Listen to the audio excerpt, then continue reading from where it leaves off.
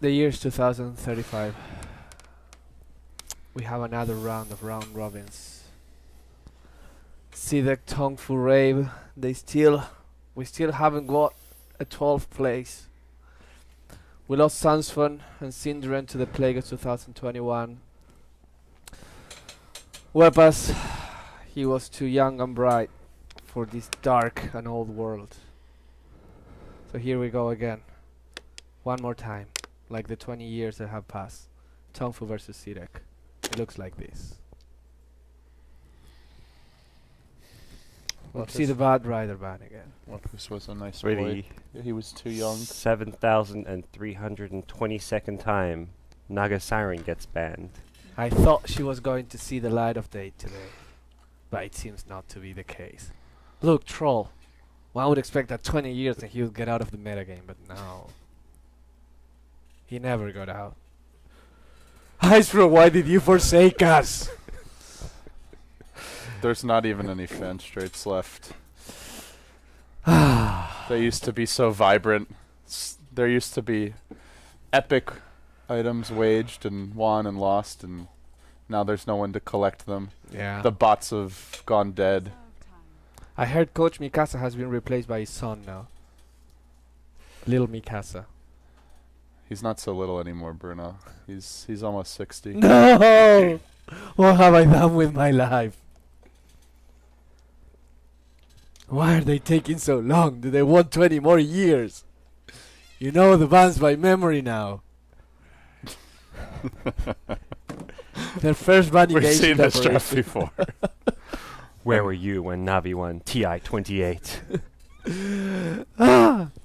My kids are growing up and I don't see them anymore. My wife left me.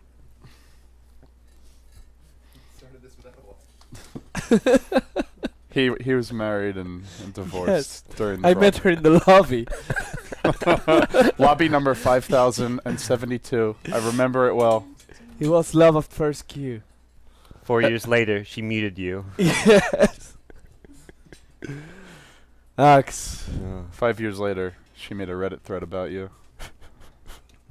Yeah. Then the Cylons attacked, and everything changed. But on the plus side, life is good in the United States of North Korea.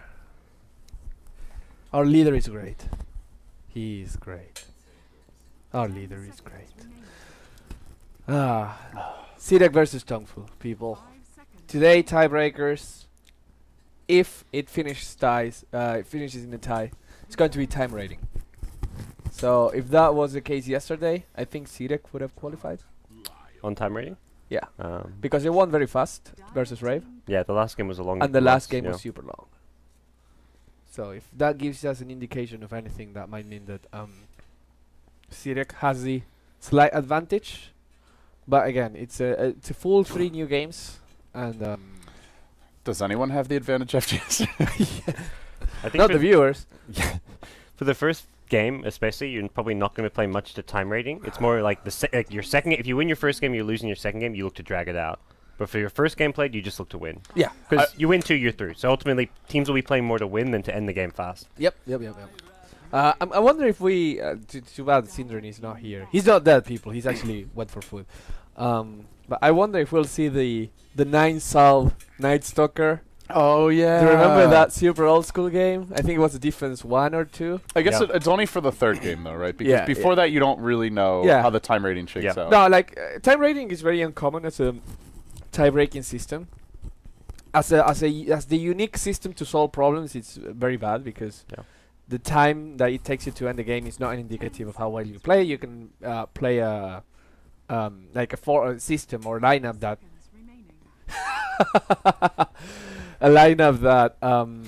allows you to just like win very, very late. Like a Medusa lineup, there's nothing bad about winning 70 minutes into the game. Yes. But it's interesting because it creates a dynamic where if, let's say, Team A wins the first game and Team B wins the third game, now Team C might not only have to win the third game, but also they might have some, like, if you win after 30 minutes, you lose. Yeah, they They know going into the match how fast they have to end the game. Exactly. So that forces you to draft differently. And that's funny because that happens only for one of the teams. The other teams is like, on the other situation. If you can hold on for 30 minutes, then you're through. Well, there may be like two timestamps. One where Team C gets through if it goes longer than Team B, and then even Team A. So sometimes there's even like multiple timestamps. Exactly. So in some cases, a team is like, well, I'm gonna pick a super turtling lineup. I'm going to survive. And in some other cases, a team is like, I'm gonna pick a super death ball push lineup. In some cases, as you said, like teams have a window of time, where if you win between 30 and 40, you win. But if you take more than 40, you might not win. So it creates for very interesting scenarios that are kind of like metagame. Yep. Because they're outside of how Dota is supposed to be played. So something the teams will keep in mind. But of course, I guess for the first match, they don't. You win 2 games, you still go through. So nobody's lost yet. They will be playing just to win here. So I guess we could look at the draft a bit. It's everything pretty standard in the first phase, I would say. Nothing too unusual. Viper picked up by TongFu. I do want to point out that Wisp was ignored first phase. This is something that TongFu ran very effectively yesterday. They also banned Ancient Apparition, and I will bring up this hero again, even though we've still yet to see him in the tournament. I feel like this could be a really good Pugna game. He's fantastic against Scarth Mage. I think he matches up really well against X with the Decrepify. And they've banned the AA, so they can push hard early. They've got the Healing Ward. They have the Viper, the natural mech carrier. And I feel like TongFu might be able to cheese CDEC a bit here. They don't have much D push early on. I think you kind of have to wait for the 5th pick if you want the Pugna. I mean, yeah, no maybe one not will something ban you pick now. No one will ban it. How do you guys feel like you lane and play the Pugna in general? Like, are you running him as a farmer, as a mid hero? You're running as a farmer, I think. Yeah, in this case, I guess it depends. Oh, we've got a. You got to sync your Nexus 5. We've replaced our iPhone sponsorship with Nexus. It is a bit. I guess it's a bit contingent on their supports, right? If they're very good gankers and you don't have strong defensive supports, you have to be careful about putting him in a weak lane. Yep. So mid can be vulnerable. Skywrath, Witch Doctor are pretty good at roaming. The thing is, if you get the Pugna a couple of items early, he can get going. Like you get. The other thing is like they could pick the Chen now potentially, something that we have seen here and there, and then hold off on that 5th pick. They don't have to go for the hero either. It's just I'm just bringing it up because it's yesterday we saw pretty straightforward picks from these teams, but I feel like you could just ambush your opponents, and if they're not ready for something like that, it could just end up straight up winning you the series. Yeah. Kind of like absolutely. The Cloud9 push strat, the deathball push strat. Yeah. I think that, like LGD, I think their draft was better, but they got caught by surprise. Dragon Knight? Was it Cloud9? Cloud9 against LGD. That last game of the group stage where Cloud9 a win got them top 8, LGD a win got them top 8. Yeah. And it was the DK Chen push strat. Yeah, I mean, Dragon Knight's also a suitable replacement. A similar level of... a little bit safer, I guess I would say. Scales a bit better late. Harder to gank. That was against IG, not LGD, when we're talking about, but mixing up my games. No. And gives you a little bit more of Right, no, C9 lost versus IG, didn't they? No. They won. It was the Luo Naga Siren when he played the really bad Naga Siren. What did they lost? Oh, they lost to EG. Yeah. Okay. The one versus IG and LGD. Actually, Cloud9 doing very well in the last day of the tournament, to be fair. Oh, man. Oh, here comes the faceless voice, Skywrath Mage. I'm having some TI4 deja vu here. Again, I do look at CDEC and say they don't have much in the way of actual D-push. They have good initiation, but if you're tanky enough to live through it, which Viper Tide Jug generally can be. I mean, it doesn't have to be Pugna. It could be Dragon Knight. It could be... I mean, I don't think Death Prophet is not that great. Yeah. I mean, Faceless Void makes her a tiny bit better, because if you're somehow out of the Chronosphere, But against Axe, she's terrible. I don't think Death Prophet's great, but I feel like if you're trying to I feel like you can justify a Death Prophet pick the same way you justify a Pugner pick. Like I feel like Death Prophet's obviously the ulti's got the long cooldown, but it's a far better pushing tool than Blast. Yeah. No, the good thing about Pugner is that he can he can give life to Viper and make him more tanky, but more importantly, he can decrep targets of Chronospheres and of course you have to be careful about the Mystic Flare. Yes, exactly. But I don't know. It's just I'm just wondering if the teams have something unusual prepared. I guess Pugna is just an example of that, but I still feel he could work really well this game. Yeah, we'll see. It's just a total throwing darts at the board type of guess. They'll ban the Medusa, which is a good turtling combination with the Void, and it will be a Quap. Oh, okay. So more team fighty with the Quap and the Tide Hunter. Is this like a support Tide? Support Jug, I think. Support Jug sounds better. Like kind of jungle Jug. We saw one team do a support co-op in the tournament. Who was that? I remember I didn't well, see they the ran it with the hero that could go jungle, wasn't it right? Eho? They ran, like, the co-op was a support for the first couple levels, and then maybe it was a Jug who went to the woods. Was it even TongFu who did that? Might have been. Why? I feel like it'd be like... Was that the game they beat LGD, maybe? I don't know. I can't remember. Stats man! Sniper. Give us some stats! Give us some stats. Do you remember who played Queen of Pain support? I mean, it's hard to search for. Well, it is. Yeah, I mean, it very well could be. I feel like that may have been TongFu versus LGD. I can't. What's our co-op buying here? Yeah, Sentry Wards. He's going. Right. I'm guessing safe lane and. Did he actually? He actually bought the Sentry. Okay. Yeah, I believe so. Yeah, it matches the money. Huh. So he'll have this to deward the pull, and it'll be like Jug getting the farm early on, Co-op probably going for the pull camps, and then at some point Jug may transition to the jungle. Yeah, it's like once the Jug gets the mask of, or the Morbid Mask, maybe the Mask of Madness, then you give the lane to the Co-op. Yeah, it was TongFu. He went earn Yules. Against, was it LGD? MVP. Okay. Did they win? Yeah, they won. Yeah. It's MVP. All right, guys, we get underway now. It's round 5,423 of the Tiebreakers. The year we can't even remember. TongFu on the Radiant, CDEC on the Dire. We've seen this dance so many times. LPC playing the Queen of Pain. Xingqiu on the Juggernaut. We will have Kabu handling that Lion as they stare down Maybe's Void. You've got U9 on the Viper. And it will leave in the offlane the Tidehunter being handled by Xian. So yeah, as for CDEC, the opposition hanging on after all these years. Your Faceless Void handled by Maybe. The big team fight combo. That's the choice here. Coach Mikasa on the Sniper. Q. Going to be playing Mr. Look at It Go, the Witch Doctor Garter, your Skywrath Mage, and they are going to dance in the end. Coming out with the Blade Fury. They go onto Garter here. They don't have quite enough damage to get the kill, or do they? One more auto tech. They get it.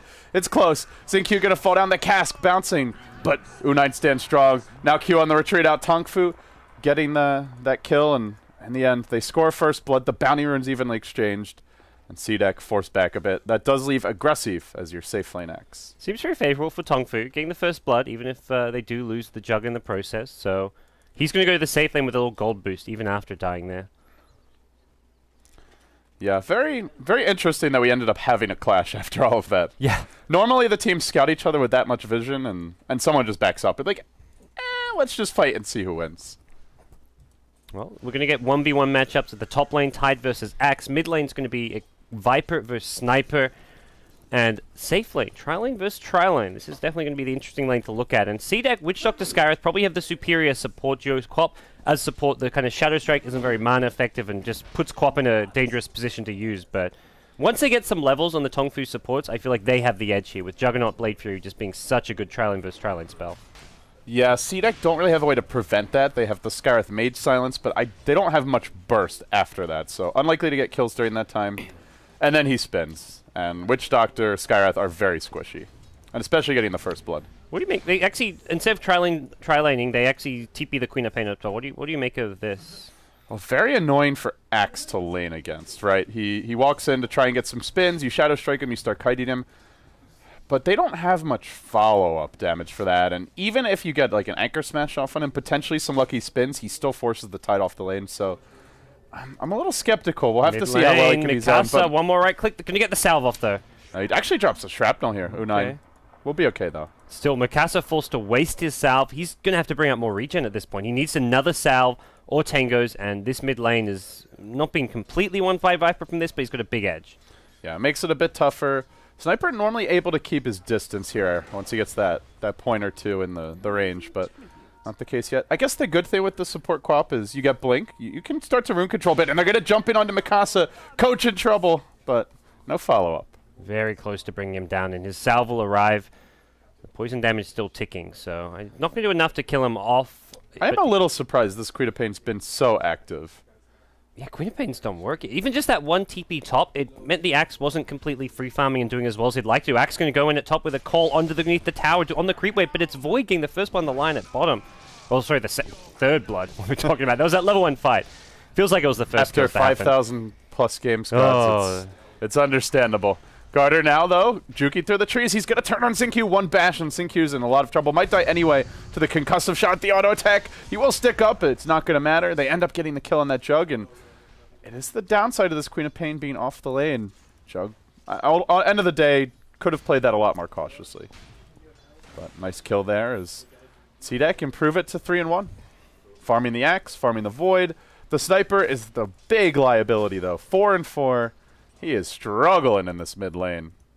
Yeah, this is not a lane I see turning around anytime soon. I guess when Sniper gets a few more points in his take aim, he can maybe sit a little bit further back, but Viper can just sit on the Sniper's hill. If the creep equilibrium is where it is right now and stays there, Viper gets zoned out really heavily. Yeah, I mean, there's a slight threat if they ever don't see the Skywrath where he doesn't want to be too cocky, but end of the day, Viper's pretty tanky. I imagine it's taken at least a point or two in Corrosive, and yeah, in fact, he already has, so becomes much more difficult to kill.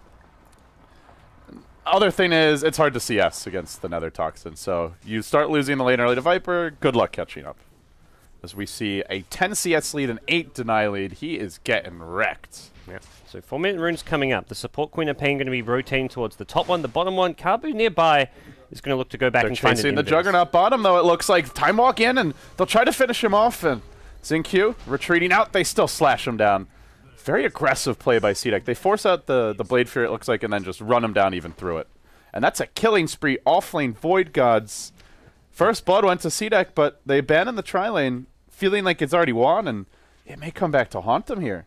Yeah, maybe. LPC's got really nothing done since that early rotation. He's put some good pressure on, but it's just, yeah, it's created a big vulnerability in TongFu's draft to this bottom lane. I don't think Jug should be dying as much as he is. It's essentially just a dual lane for the recent times, but yeah, the support co-op hasn't got anywhere nearly as much on compared to the CDEC offlane.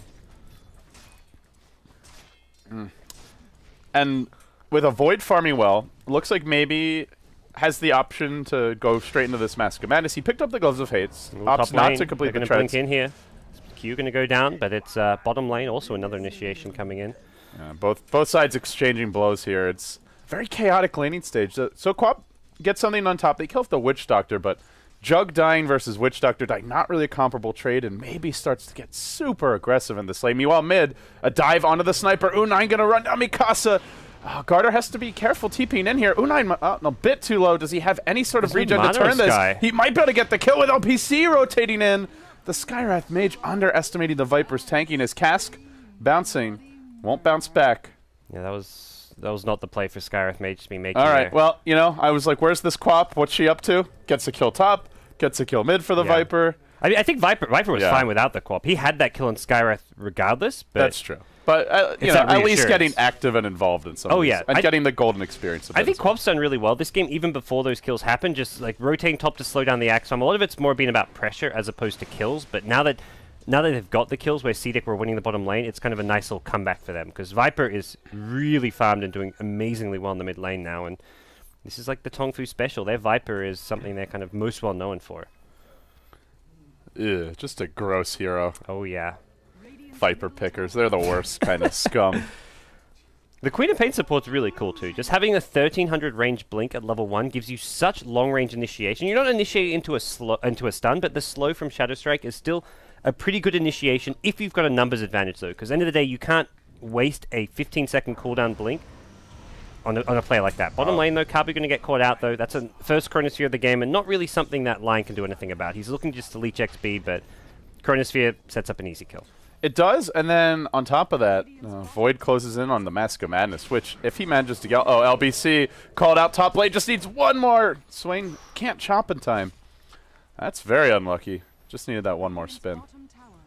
But yeah, Axe is going to have a fast Blink Dagger, your Void's going to have a fast Mask of Madness, and once the Skywrath gets level 6...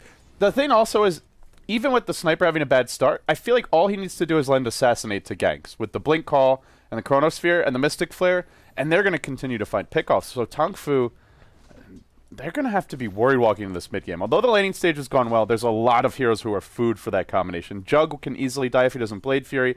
Even Tidehunter, a bit vulnerable. Viper, the one hero that probably won't go down to that combo. Yeah, this Viper needs to be involved in the action too for that very reason. The fact that he can survive a Chronosphere, survive the Skywrath nukes, you want to have him... You want to be kind of basing the fights around him and his takiness. Have him pressuring towers, pressuring the Sniper, and that's when CDEC will rotate heroes in. So I feel like that can favor TongFu if they bring in enough. The problem is for TongFu, Jug is completely just underfarmed. He's got nothing. He's swung back to the jungle. They need to be using the Viper and the Tide, because this Jug is not even level 5 yet. They're rotating on the mid lane. Here comes Kabu, leading the charge. Has the point in Hex. Coach not being baited, just out of position here. Well, he's at his own tier 1, but still it feels out of position. Impale comes out. Mikasa danger. The call comes through, though. That's your first chop to start off. They do have a Ravage cask, though. Going to prevent Kian from getting into a great position. He ravages, connecting on 3. Q and Garter brought low. This Tidehunter doing a lot of work. That's one fast, angry Watermelon. He'll bring down another. Axe looking for more, though. A triple kill for Aggressive. It's 3 for 3 in the mid. As Void is just chilling bottom. Jug's like, hey, guys. I can spin too. But not quite as good as the real Spin Lord. Axe has a dunk. He can pop his stick here. He's hoping that the Jug maybe kind of gets a bit too aggressive, but there comes your healing ward. He'll be fine. I don't know if that's the Ravage Tide was after. He ran past the Axe, and the Axe then gets the kill on the Viper. I think he can save the Viper and possibly kill off the Axe if he uses the Ravage closer to the lane. He ran past towards the T1 tower to use that Ravage, which seemed like a bit of a questionable decision. He wanted to secure the kill on the sniper and hit the other kind of supports with it, but the Axe is the big problem. And now Axe, after that big fight, has a blink. And meanwhile, Maybe is starting to go ham. 5k net worth. Again, this was an off-lane Void. His tri-lane gave up first blood. It looked like they were going to control the lane from there. But they decided to move the Queen of Pain. She gets stuff done elsewhere, but now they've created a situation where Maybe is starting to get a bit out of control. Viper mech is coming soon. He's up to 400 gold. Has everything except for that completed mech recipe. And I feel they will need it. There's a lot of burst damage from CDEC, and being able to pop that mech can be the tide turner in terms of ensuring that they live through the combo and can end up winning the fight. Yeah.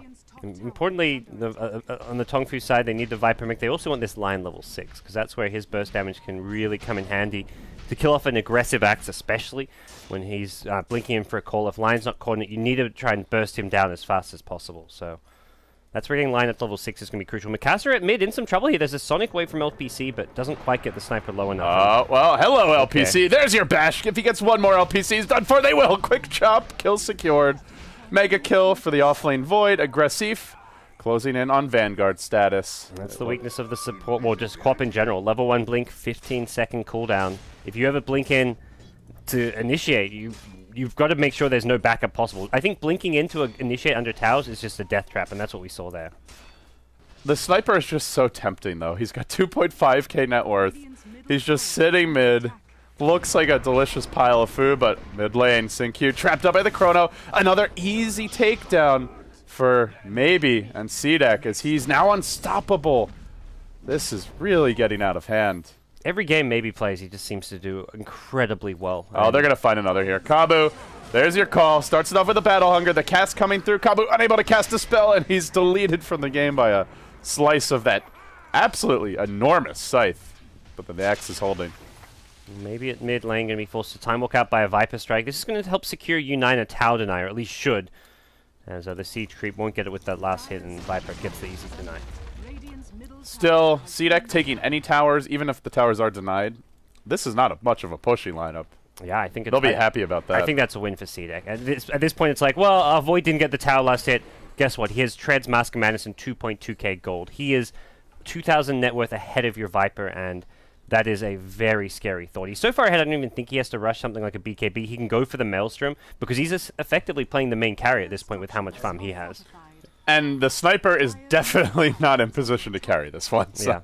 Yeah. You have an Axe as your other core doing well. I agree. I think you go for more of the hard carry type build. So Maelstrom, the kind of the default choice. I mean, honestly, it's not too late if he wants to go back for Midas. But with his ability to just find solo kills, I think something more aggressive is the way to go here. He did pick up the Ogre Club. So you want a BKB eventually. I guess he decides he wants it sooner rather than later for most noticeably the Ravage. Could be an Axe mid potentially, but then you generally get the point booster as U9 will be killed off. Kabu comes in with the finger, but he doesn't finish Garter, who now sticks. They Ravage, though. They follow this up nicely. Queen of Pain ulti over the top. Good combination gaming, but is it sufficient? Aggressive, hanging on with the Vanguard, doing quite a bit of damage. They might be able to turn this one. He's low, though. He needs a couple of spins here at the right moment, dropping incredibly close to death, but not dead yet. Gets the call, gets the chop. Kabu, he's got to start finishing these kills. He'll finally do so, almost letting another hero slip away. He'll die again. Oh, rough game for the Lion. He's running in, he's not getting kills, then Tidehunter bails him out, then he respawns, dies again. That was a huge fight for TongFu, though. That was fighting without their Juggernaut. The Blink catching CDEC completely out. And the Queen of Pain followed up with some huge damage output there. Now does go for that Ernie went for last time, so he completes it 5, 3, and 4 on this Queen of Pain. Level 8 at 13 minutes is a roaming support Queen of Pain. Damn. Not bad, I gotta say. This was a support Queen of Pain, even when he's made like a few mistakes where he got a bit too aggressive and got punished for it. All in all, he's done more work than most of the other supports in this game. Still, I wonder, will he continue to do it? Because at some point, the Void gets a BKB, and even though the ult will still go through that, I don't think you're killing him just with that. At which point, you're food for the Chronosphere if you don't anticipate it coming. Can the Queen of Pain continue to stay relevant against this lineup? There's Skyrise Silence to worry about. Really good timing from LPC. I feel that's the main thing. He's never the one, aside from the one time mid where he gets picked off, he's never the one going in first. The Tidehunter goes in first. He waits until they've used their key lockdown spells and then jumps, but at some point he may be forced to get into the fights early, and then he won't be offering much. I think also ideally that scenario there where the Viper initiate is also just like an ideal scenario for TongFu. He died a bit faster than they would have liked without him getting spells off, but if he can get his just power treads, an Ogre Club, or a point boost, anything just to give him more raw HP, this Viper is going to be the hero that they want to have getting jumped by a call. If he tanks the Mystic Flare, even if he dies without getting a spell off, he tanks up so much and allows the Tide to get off a good Blink Ravage, allows the Queen of Pain to be able to blink in and not have to worry about a silence, worry about a call, worry about some of these other annoying damage output spells. Can Viper even get tanky enough, though, is my question. Like, naturally tanky hero, yeah, but Farmed Void, Mystic Flare, Assassinate, when you get into the critical threshold, there's the Axe Chop, and they have Maledict. I feel like even with Corrosive and tank items, they could still kill him in a Chrono. If he was on par for farm, it'd be pretty good, but yeah, he's a good 1,700 behind Axe, 2.5k behind your Void. Right, so like if he has the treads and maybe a point booster now, then perhaps it's a little bit easier. But this is a big kill. The fight may be bottom. Doesn't have the ultimate backtrack RNG. It's only level 1. Can't expect that. He will end up going down in a very important kill. Yeah. Just that one kill, swinging the graph, I mean, it looks like 1,000 plus up. Just for a single frag. Nicely done. TongFu now looking to push off of this. They did use quite a few big spells there, though. The Finger, the Queen of Pain ulti. They still have Ravage and Omni Slash. Tide's positioning is really good here. And they have the ward, so he knows that he can sit around here very safely. I don't think if Axe goes in for a Blink Call, it's a bit of a death trap here. Blink call. And LPC gonna die to the Mystic Flare. He will end up ticking down, but still the Ravage counter initiate. Very nice. Death Ward coming out from Q. Not quite sufficient. Xian gonna fight through this. Now aggressive in the trees. Gets Hex. They're gonna look to focus him now. Where's that Void? He's TP'd into the tier 2, but will he get here in time? Coming in hot. Or maybe not. Oh, and Tide died. He TP'd home, but still died to the Maledict at the fountain. That was... TongFu played that perfectly, and I would say got a tiny bit unlucky. The Quap died, like, got out of the call and then died to one last spin. The Tide died to the last Maledict tick at fountain. Like, that could have been a 3-for-0 very easily. I think TongFu completely outplayed CDEC there. They just didn't get the ideal result. A 3-for-2, they got a tower. It was still a win for them, but that should have been, I feel, like a 3-for-1 or a 3-for-0. Just ever so slightly, just CDEC barely getting some kills. Yeah, that also was just a good time to fight. You know Void's dead, you know Sniper's useless at this point, and he didn't even bother coming to the fight. He just went top, started farming, Coach desperately trying to catch up. I guess Mask of Madness probably coming for him on the Courier now, or possibly soon, if not quite yet. It is indeed on that chicken, but he's still got such a long way to go to have an impact. And the mid Sniper has been one of the biggest liabilities for the CDEC team in general. So sure, the supports are poor, but they're still bringing a lot to the table when the Chronosphere's there. Yeah, and Viper suddenly 1,400 gold can pick up either the Yoga Club or the Point Booster, so he's starting to get there as far as survivability goes. And because Void goes as BKB, has slightly less just solo kill potential in the Chronosphere, or even if you Chrono someone like a Viper. It's a very... TongFu are a strong 5-man lineup, and I may be perhaps worried that he's going to have to take the 5v5 clashes, but you can avoid those if you just go around finding pickoffs and never let them group up. So it really does limit their late game here. With a Sniper is quite underfarmed. They have Void Sniper. It's great late game on paper. Witch Doctor is good follow-up, but in terms of economy, this will set them back quite a bit. Oh, misses the Blink Call at top lane. Xingqiu can go for a Blade Fury TP. Oh, Chronosphere? Yeah, that's okay. I guess he forces it out. Yeah. It's CDEC are happy to take the kill. TongFu will be happy to take the tower mid, and Maybe even go for a tier 2 here. Yeah, they lose their carry, which is unfortunate. Well, at least one of their carries, depending on how you look at the Jug and the Viper in comparison. But I think TongFu, all in all, the Chronosphere cooldown is now something that they can fight around. They're going to have Ravage in 5 seconds, so when Jug comes back, they can push top, they can look to take Roshan, they can get some good map control, some vision up, just because CDEC have to play a little bit more defensively. It's a really good Void BKB game. He definitely wants to go one. Up against Ravage, all the Queen of Pain nukes. Yeah, they're the ultimate, but still, the Scream's quite a pain to deal with. And the Lion, but I don't know if going for it first is what they need. TongFu don't push that fast. They have Healing Ward, they have mech, but they're still a very slow siege lineup. And the other thing with the Maelstrom is it helps you split push, which can draw TongFu back and prevent that 5-man Dota. Yeah, just the kill potential in the Chronosphere and the farm efficiency it gives you seems kind of nice, but we'll see how it pans. I mean, it's like you say, it's an item he's going to want to get regardless, just it's more a matter of when. Bottom lane, LPC getting very aggressive, goes for the TP out, the Mystic Flare will kill him first though. Thought he had Mikasa there, but Coach had backup. Yeah, that's one of those, well, I'm probably dead anyway, no matter what I do. I'll just try to TP out and hope the dice are in my favor in terms of the timing of it. Not the case. LPC's played hyper-aggressive this game, and I think for the most part it's worked out well. Like that's where I see a play like that and like, okay, it was a mistake, he got way too aggressive, but you look at the space he's created and when it's been effective in other scenarios, it's more a playstyle thing where I feel like it's worked more than it's kind of hurt him. So all in all, I don't mind LPC doing stuff like that because he's helping out his team in the big picture. It's a support co-op anyway. It's not their most crucial hero as the game moves along. Yeah. Just kind of add some utility damage and split push potential. Yeah, anything to help the Jug get more space to catch up. He's getting close to level 11, has Phase, Mask of Madness, Yasha, so I think he will look to get a bit more involved with the level 2 Omni Slash. It gets a lot stronger once you get that level 2, so we'll maybe see him look to join up, fight with the team around the Ravage. Speaking of Ravage, there's going to be 2 Ravages at some point. Oblivion Staff is picked up, and well, that will make the BKB extra useful for this Void in the fights, assuming he gets it off, and it may come down to whether or not Kabu gets a blink on his Lion at some point. As TongFu will move. Now smoking towards the Roche pit. They have some Roche potential here. It's risky, though, against a Void. There is actually a Dire Ward outside the pit, so if anyone pokes their little snout out, this could go poorly, but they TP the sniper away. Uh-oh. Void's real close. They don't know, but, I mean, you look at the Dire Vision right now, they don't see a soul, and they have good wards out. Either TongFu are hiding back on their side of the map, or maybe you're thinking they're on the smoke gank. But they're actually roshing and won't be scouted. Yeah, that was a nice move.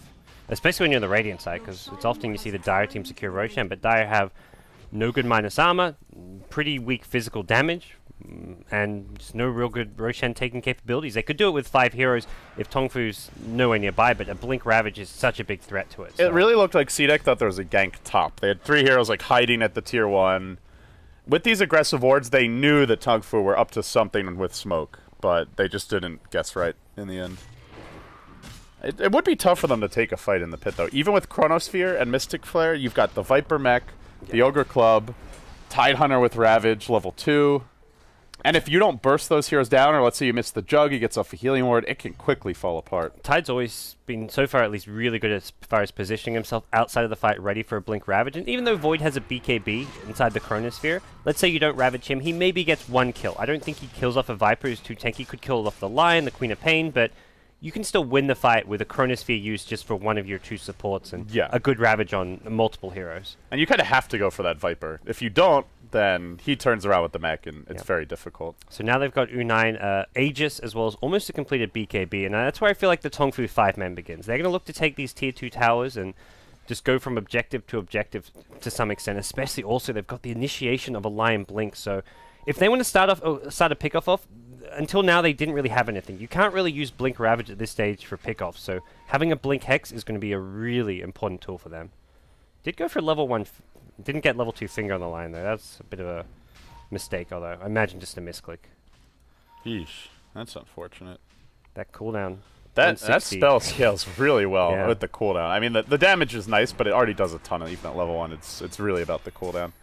Well, and good news, I guess TongFu have a lot of other long cooldowns, so they'll probably be looking to have all of those up before they go for their next fight, regardless. Still GoDz early BKB on Void. It's been like, what, 5-6 minutes? We haven't even seen it used yet. Gem picked up for Witch Doctor. Gets the crucial D-Ward off on that big hill above the That Roshan hill pit. is so strong. Yeah, but now TongFu know there's a gem, and well, Tide's still going to be looking to march forward and see what he can find. They're showing the sniper bottom, and Viper just going to happily split push away top. If CDEC want to blow their whole combination to kill him off twice, then they're A-okay with that, but it's actually bottom lane where maybe moves in. He's popped his Mask Command as he looks to engage, and oh, hello, there's a Tide Hunter here on the backside, gets off the Chronosphere, but it's hard to get a kill during this Chronosphere because he has the Blade Fury going, and now the Tide counter-initiating good Death Ward, and not good enough, as they will end up hexing Q, chasing him down. It's 3 dead. It's going to be a 4th, potentially. The Invis Tide Hunter just chilling, turning the fight massively. And I have to say, the BKB Void just does nothing. He Chronos Jug, but Jug's already Blade Fury, which means you don't get the bonus damage from bashes, and you can't even get kills in that. He didn't actually BKB as well, which I don't think he was killing the Jug, but he did get impaled inside the Chronosphere, which really further hurt him. Screwed them. Yeah, it screwed him over. He then got Omni Slash down, and yeah, that was so well played by TongFu. They had full confidence they could win a 4v5, because Viper was not there for any bit of that fight. As soon as the fight broke out, he TP'd, but there's only a tier 2 tower bottom. They couldn't actually even TP him to the tier 1. They just knew that with a Tide Ravage in the right position, they had that fight. And now they get a gem, they're pushing high ground, they've still got Aegis on their side for another couple of minutes. This is fantastic for TongFu. CDEC just can't... It seems difficult for them to get multiple kills inside of Chrono, and they need to, because TongFu can win these fights 4v5. U9 gets caught out here, he still has the Aegis. The dunk a bit premature, he'll end up going down, but now they re-engage with a Gush to start, Anchor Smash to follow, Kabu now stunning aggressive, everyone focusing this hero, LPC cutting onto Mikasa, can't finish him off though, there's your BKB by Maybe, gets the first kill of the fight, going TongFu's way, now a 1-for-1, they're going to chase on U9, but Tide again, blinking in, getting the multiple hero, Anchor smashes off, and U9, he stands and delivers, brains down Maybe, secures the triple, as Axe will insta-buyback and engage again, aggressive, living up to his name here, but he's got to go in, assassinate, another nuke, can they get the kill? They don't have the dunk any longer. That's an Axe buyback that gets nothing accomplished. Oh, that mech came up just in time, and TongFu get a huge team fight to go their way. About a 2,000 gold change, but damage onto the tier 3 tower, buybacks forced out from CDEC. It's more the fact that CDEC had to use buybacks, had to use up their money. Axe still has some time to go before his much-needed BKB himself. Sniper is still not getting any farm. This is a really tough position for CDEC. It goes back to something we touched on in the draft, which is that CDEC are not very good at stopping the push. They have the big ultis, but once these heroes get tanky, they get a mech, they just don't have the burst damage. Maybe with a really fat sniper it would be different, but given that the sniper is still playing catch-up and given that the Void won BKB, they lack damage. I feel like they really need more. Yeah, and that's where like the Void, the BKB is essential, but I feel like if he went the Maelstrom, he could have the Maelstrom plus BKB right now. The BKB slowed down his farm. He was almost trying to create too much space just for the Sniper to get farm. But at this point, Sniper, this is not exactly a good game for a Sniper. You've got Blink Tide, you've got Blink Queen of Pain, you've got lots of good heroes. You've got a line as well, the Blink, all these heroes that can gap close and kill a 900 HP Sniper in no time at all. So it feels like you want your Void to be much more farmed just so he can be the frontliner and Sniper can just do damage with whatever he's got. And just ensure they get kills in Chrono. That has been a continuous issue for CDEC. And yeah, regarding the BKB, at this point, it's clearly, it wasn't the right choice because they didn't take fights with it, and it would have paid, the Maelstrom would have paid for itself by now. So, obviously easy to look at it with the power of hindsight. Here we go, top lane. Aggressive, blinking and getting the call. They use the Death Ward, and I think that's really what CDEC want to do, GoDz. Just find these little pickoffs around the map. They go for the Chronosphere onto LPC, BKB by Maybe. There's not a whole lot to counter-initiate.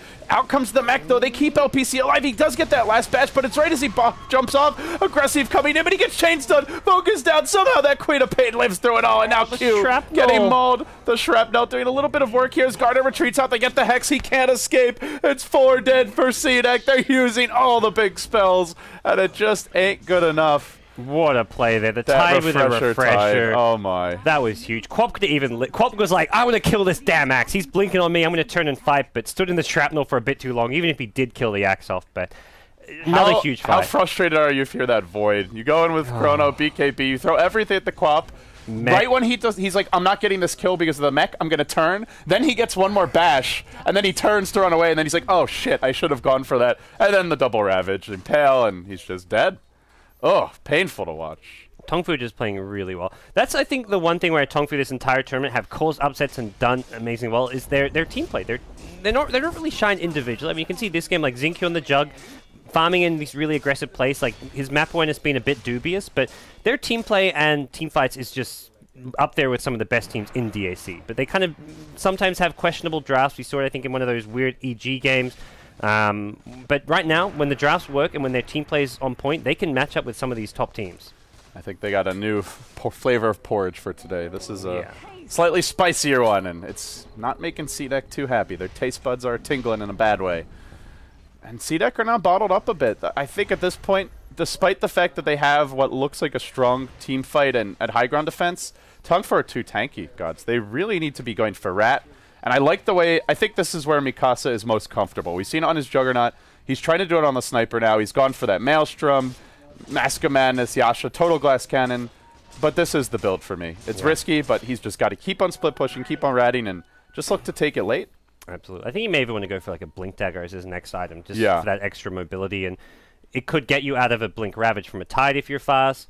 If you see TongFu coming, it just helps you reposition and get away from the Blink initiations of TongFu themselves. But would require him to like sell something like the Ring of Akala, which isn't too big a deal, but it does feel like he needs something to extra just to give him some more mobility. When Quap, like that's kind of the beauty of TongFu's draft. The Sniper really struggles against gap closers, and hey, running Quap support, Lion with the Blink, your entire team are gap closers. Jug is just very fast with the Mask of Madness charging in, and you've got the Tide Refresher. So I would agree. I think he probably needs to be Blink dodging a Ravage or two to win a fight for this team. And even then, though, I don't know if TongFu need to worry about the Sniper too much. They now have an AC out on the Viper, and it looks like perhaps the 5-man commences soon.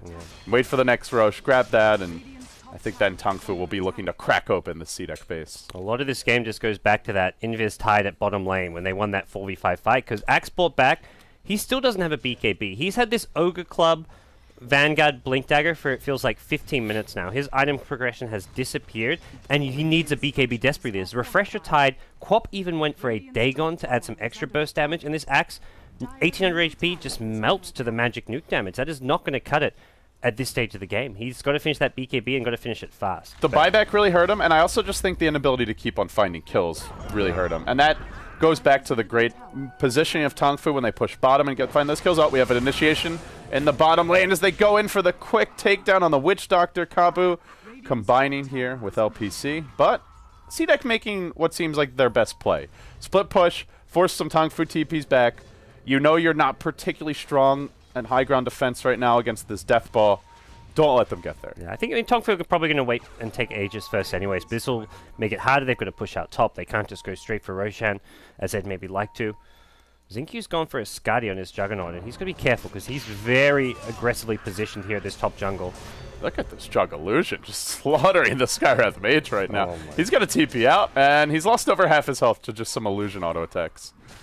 Rough times, rough times. Oh, in the jungle, aggressive. He's going to get caught out here. Doesn't blink, doesn't actually have the blink. There's no finger. Queen of Pain, Dagon used. Do they need the extra follow-up? Juggernaut coming in and just swinging away with that sword. It's chopping, gets the kill. Who's the real Spin Lord? That's me. I'm the Juggernaut, bitch.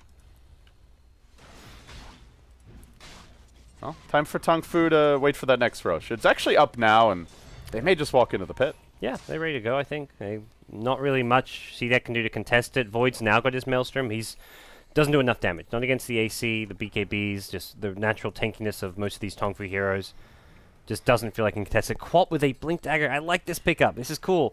He's got effectively a double blink. We saw in the early game, you go back to his roaming, where he'd blink in, and the long cooldown on his blink made it really hard for him to then immediately blink out. But he can blink in, Shadow Strike, and then still have the secondary blink to escape, which doesn't get, well, his spell blink not getting disabled by damage. So it's a pretty cool item pickup, and I think it actually really suits this game.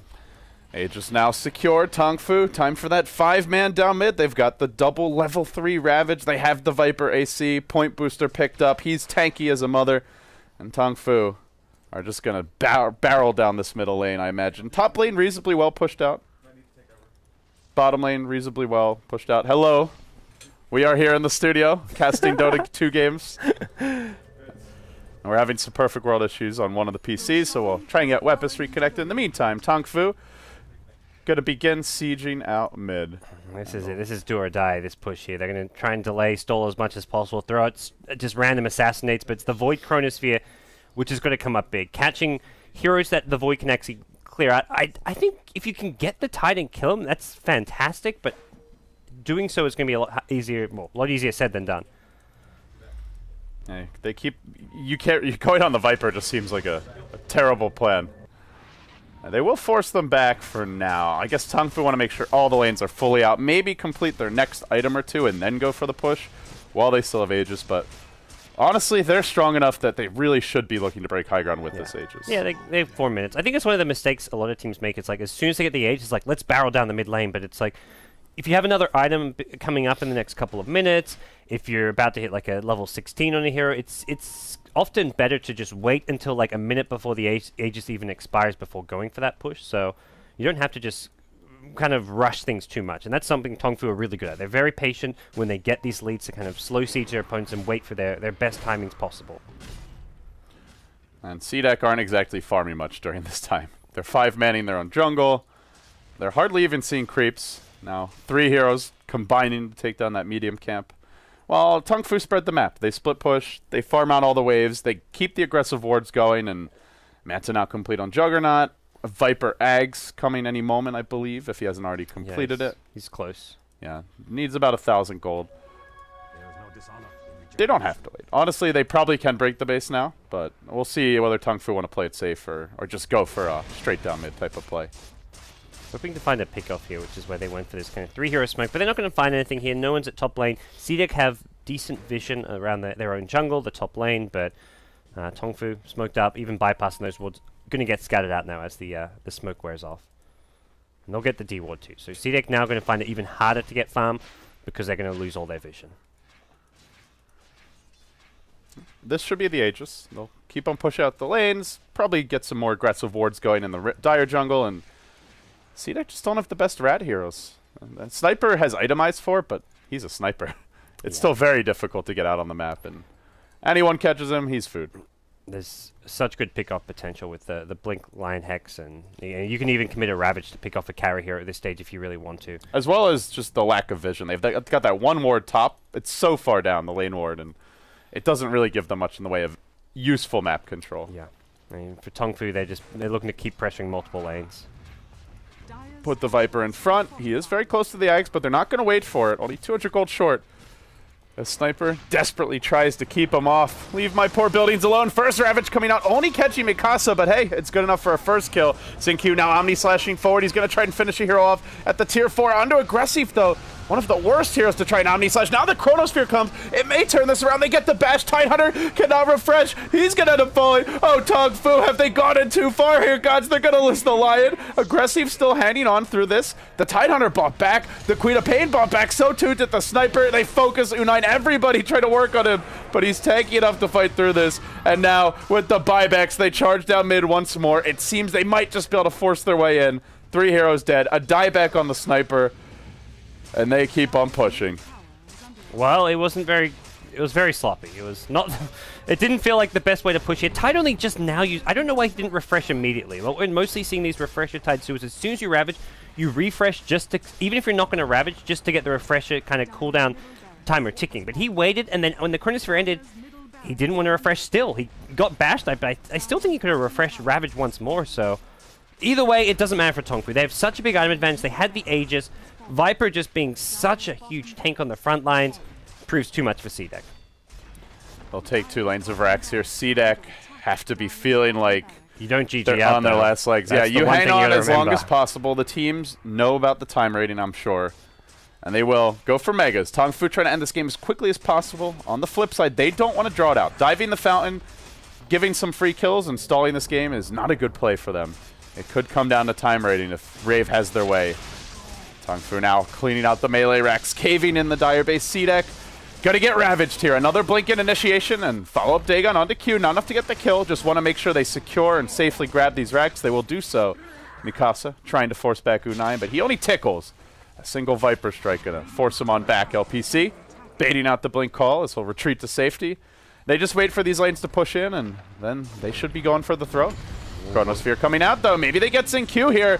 Kian in the front lines, and even with the Chronosphere, XinQ's going to survive. Now he Omni Slashes, turns onto Maybe, slices him to bits.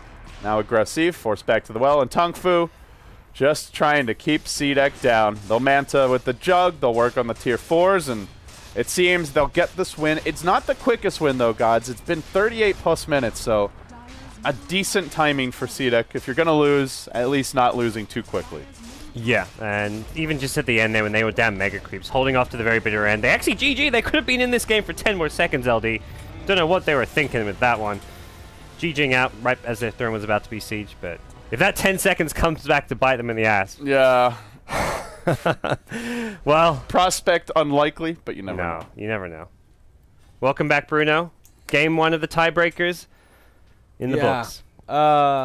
It seemed like it was CDEC's game to lose at one point, and TongFu got back really fast. I guess Blinking Venomancer is a pretty good hero.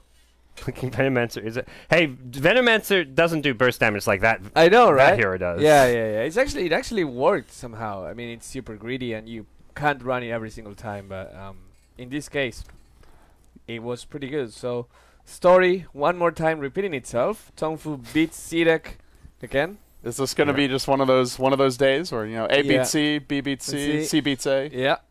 So I think next we'll see TongFu versus Rave. Okay. Okay. So we're going the backwards order today on the matches. I mean, I'm assuming so because if TongFu won, then it's over. It also makes sense that they will play against Rave now. And K-Pop Tosis is saying yes. So it sounds like that will indeed be the case. Excellent. I look at this game, and I think part of it was just a really strong draft by TongFu. Very strong 5-man draft.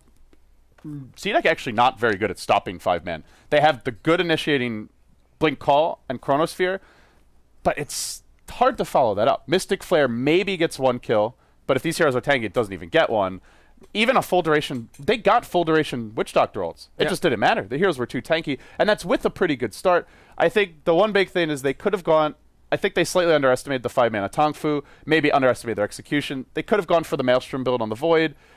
Other thing is the sniper pick just did nothing that game. That hero was completely useless, so yeah. I think there's certain changes CDEC could have made, but ultimately I just think TongFu played really well, and I think this was always going to be a hard game. Just look at how the drafts actually matched up. Yeah, I think the way to win with their draft was to play a late game. When they got that early lead, they tried to fight and take it to, like, they really got baited in. It was that bottom fight where they saw the Viper top and like, there's only 4 bottom. We've got a lead. We should win this fight. It was this very just kind of black and white mentality where it's actually not that straightforward. It was like, you may be 5v4, but they've got this huge Ravage. Your Void doesn't have any damage. They should have just been farming to late game, because Void could have gone 4 or 5 big items, same for the Sniper. When you have a lead, you can suffocate out your opponents, get map vision, get map control.